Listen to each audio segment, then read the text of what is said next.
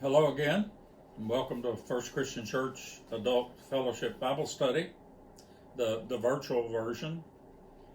Last week we started our study of the Maccabees, found in the Old Testament Apocrypha. The first lesson was a review of the historical and theological keys needed to appreciate what is happening in these books. If you missed that session, I urge you to go back and review that, especially if you do not have access to a really good study Bible with abundant footnotes. Today we will start chapter 1, going chapter by chapter through First Maccabees. I had debated how rapidly to move through it. However, after reviewing this issue with Reverend Dr. Johns, we've decided to take a slower and more detailed and delivered approach to this book. Such an approach will help us better understand the late Second Temple Jewish world that ultimately Jesus lived in. Even though this is 100 years or so before Jesus, it's nevertheless having direct impact on what will happen in his time. I will read chapter 1 today, breaking periodically to insert commentary from scholars or critical footnotes. Reading the first 9 verses in the New Revised Standard Version.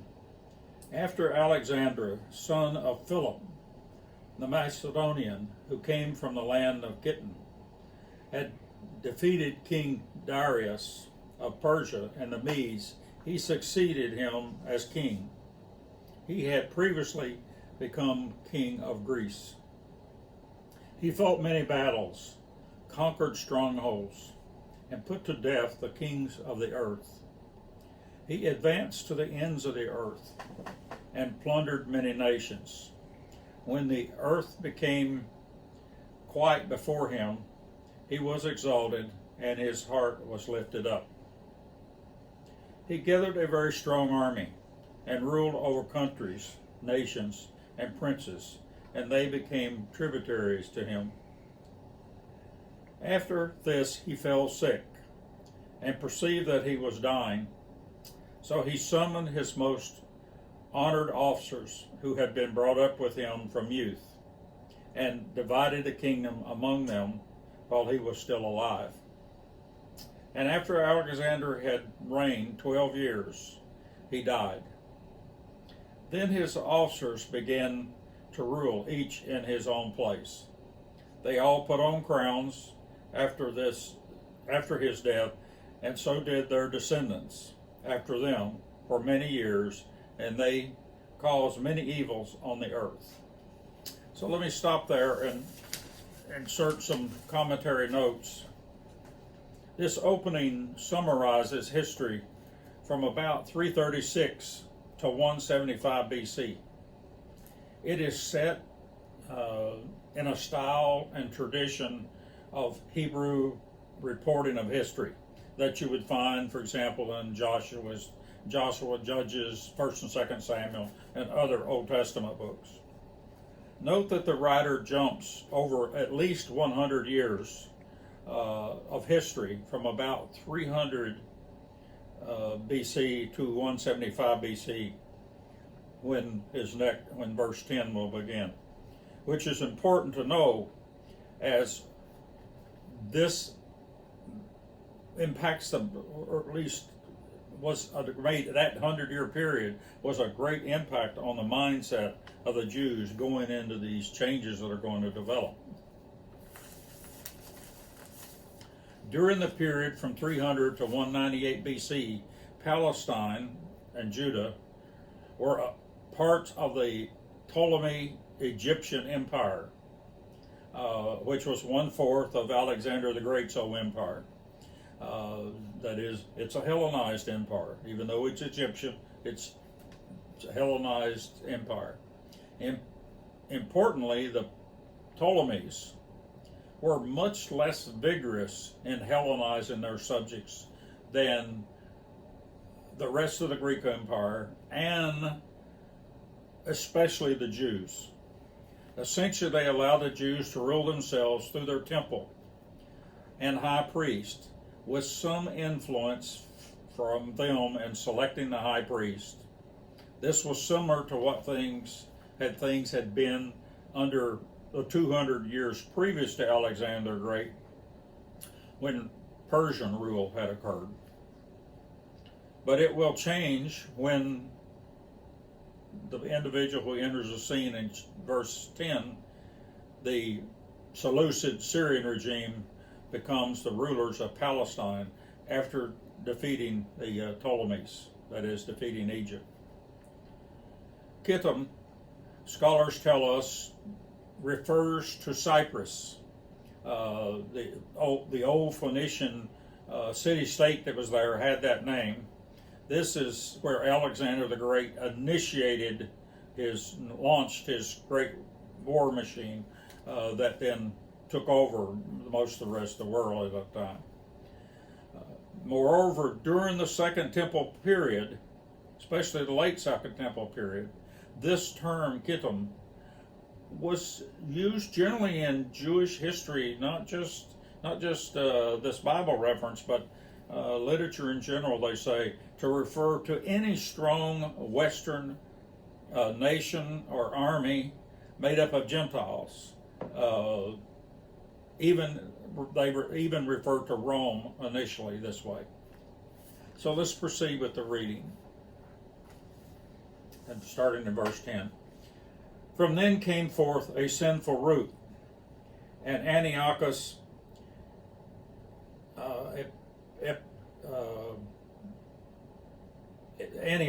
who's going to be Antiochus IV, the son of King Antiochus, the old king, had been hostage in Rome.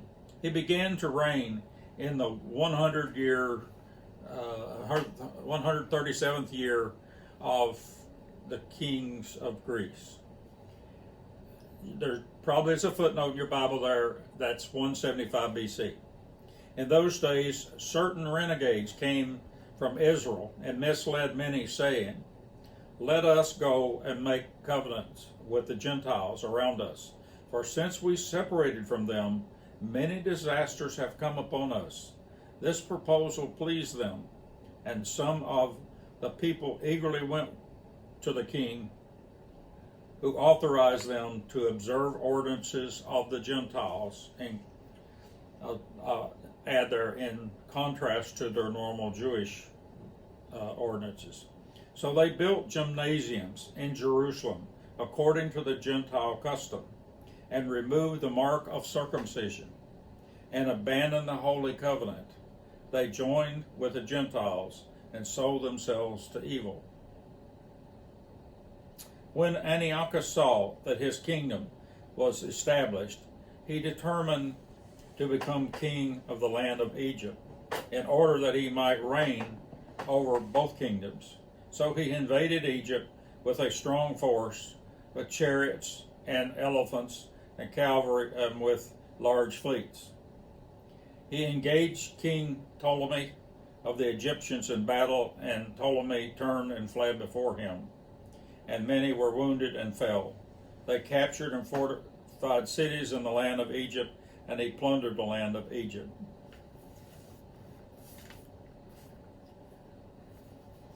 This was a shift to the Seleucid rulers then, combining with renegades, as they refer to, meaning Jewish people, that is, Judeans, who cooperate with them. The shift is now to 175 BC, with the previous 25 years inserted after the introduction of this king, rather than before. Those sorts of things happened before Antiochus IV took over. The point is that the control of Palestine and Judah has now shifted from the Egyptian Ptolemies to the Syrian Seleucids. The new king was, if you noted, held captive in Rome. That is a very, very significant event. This new king was held hostage in Rome for a decade or more after his father lost a battle to Rome. Rome is now emerging as the new strong arm in the region, and they had already suppressed these Seleucids in battle and will continue to do so. And as part of the treaty agreement after the loss of the first major battle was that this future king-to-be son was then taken to Rome as a hostage, and there he was trained. This would be an opportunity for the Romans to give a very strong Greco-Roman Hellenization to this young lad. The Romans very much were Hellenized. They just made some modifications in this situation, but were even stronger in this idea that every subject should become fully Hellenized. So essentially this new king is going to be, in a way, a puppet of Rome in many ways. The Romans demanded much stronger general Hellenization of their people with the slight modifications that they made. Moreover, there is strong support with certain parties of the Jews that have emerged, so-called here renegades, to join this modern world culture. They buy their way into the high priesthood, that is the renegades, and work in unison with the Syrian, Roman, Seleucid, Antiochus IV's regime to Hellenize the Jews, and including their religion. And so we'll continue reading from verse 20 to the end, which basically will address Antiochus IV's persecution of the Jews and their religion. After subduing Egypt, Antiochus returns in the 143rd year, which is 169 BC. He went up against Israel and came to Jerusalem with a strong force. He arrogantly entered the sanctuary, meaning the temple, and took the golden altars, the lampstands for the light, and all its utensils. He took all the tables for the bread of presence, the cups for drinking offerings, the bowls of golden censer, the curtain, the crowns, and the gold decorations on the front of the temple. He stripped it all. He took the silver and the gold and the costly vessels.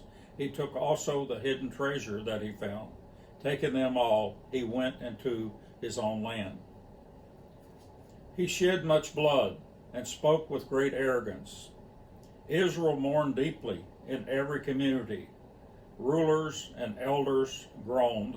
Young women and young men became faint. The beauty of the women faded. Every bridegroom took up the lament. She who sat in the bridal chamber was mourning. Even the land trembled for its inhabitants, and all the house of Jacob was clothed with shame.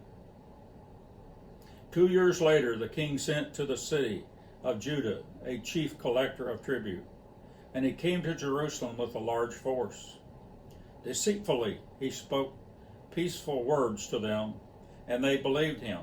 But he suddenly fell upon them, on the city, dealt it a severe blow, and destroyed many people of Israel. He plundered the city, burned it with fire, and tore down its house and its surrounding walls.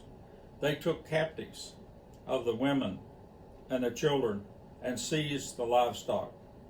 Then they fortified the city of David with a great strong wall and strong towers.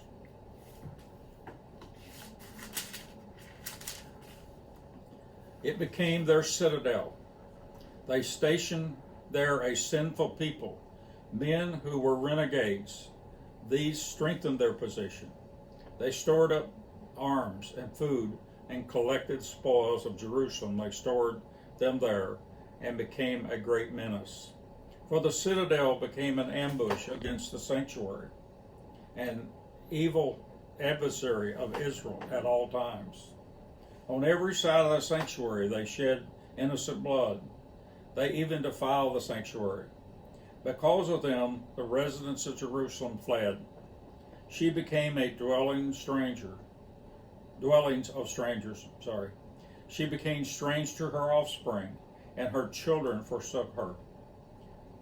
Her sanctuaries became desolate, like a desert. Her feasts were turned into mourning, her Sabbaths into reproach, her honor into contempt. Her dishonor now grew as great as her glory. Her exaltation was turned into mourning. Then the king wrote to his whole kingdom that all should be one people, and that all should give up their particular customs. All the Gentiles accepted the commands of the king. Many, even from Israel, gladly adopted this religion. They sacrificed to idols and profaned the Sabbath. And the king sent letters by messengers to Jerusalem and the towns of Judah.